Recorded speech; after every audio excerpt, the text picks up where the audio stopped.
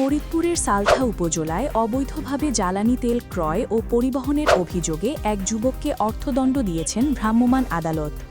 ভ্রাম্যমাণ আদালত সূত্রে জানা গেছে, বৃহস্পতিবার ২ এপ্রিল সকাল ১০টার দিকে একটি ট্রলি গাড়িতে করে ৩২০ লিটার ডিজেল বহন করছিলেন দুই ব্যক্তি। গোপন সংবাদের ভিত্তিতে অভিযান চালিয়ে তাদের আটক করা হয়। পরে প্রাথমিক তদন্তে নিশ্চিত হওয়া যায়, তারা সালথার মনোয়ারা ফিলিং স্টেশন থেকে অবৈধভাবে তেল সংগ্রহ করেছিলেন। এ ঘটনায় ভ্রাম্যমাণ আদালতের মাধ্যমে তেল বহনকারী মিকাইল হোসেন নামের এক যুবককে ৩০,০০০ টাকা জরিমানা করা হয়। একই সঙ্গে জব্দ করা তেল সংশ্লিষ্ট পেট্রোল পাম্পে বিক্রি করে প্রাপ্ত অর্থ সরকারি কোষাগারে জমা দেওয়া হয়েছে। ভ্রাম্যমাণ আদালতের নির্বাহী ম্যাজিস্ট্রেট ও সালথা উপজেলা নির্বাহী কর্মকর্তা মোহাম্মদ দবির উদ্দিন বলেন, জনস্বার্থে এ ধরনের অভিযান অব্যাহত থাকবে।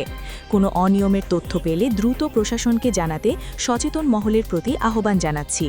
আমরা তাৎক্ষণিক ব্যবস্থা গ্রহণ করব। আপনারা জানেন, একটা অসাধু চক্র ডিজেলের কৃত্রিম সংকট তৈরি করার জন্য নিরলসভাবে কাজ করতেছে। আর এক্ষেত্রে প্রশাসন এবং পুলিশ সার্বক্ষণিকভাবে তাদের এই বিষয়গুলো নজরদারিতে রেখেছে।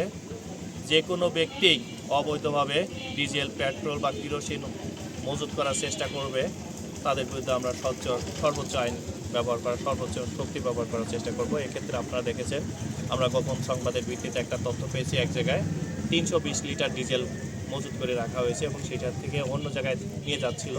আমরা সেই অবস্থায় আমরা ধরতে সক্ষম হয়েছি এবং দুজন ব্যক্তিকে আমরা আইনের আওতায় নিয়ে এসেছি।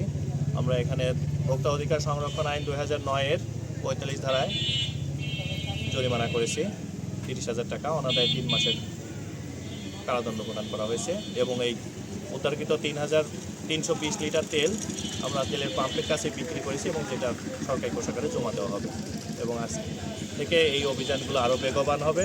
এক্ষেত্রে আমি সচেতন সালথাবাসী মানুষের কাছে সহযোগিতা কামনা করি। যেখানেই যেরকম অনিয়ম বা ব্যত্যয় পাওয়া যাবে, আপনারা আপনাদের ইউনোকে জানাবেন, তৎক্ষণাৎভাবে আমরা ব্যবস্থা গ্রহণ করব।